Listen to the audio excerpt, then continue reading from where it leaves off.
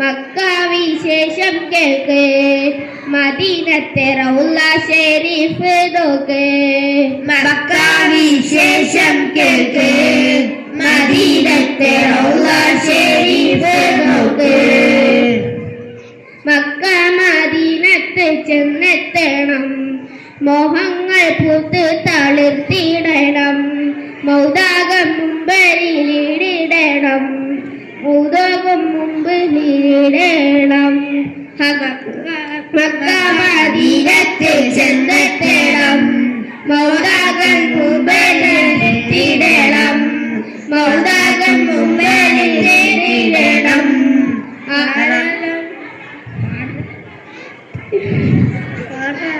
Mecca വിശേഷം കേൾക്ക് മദീനത്തെ റൗള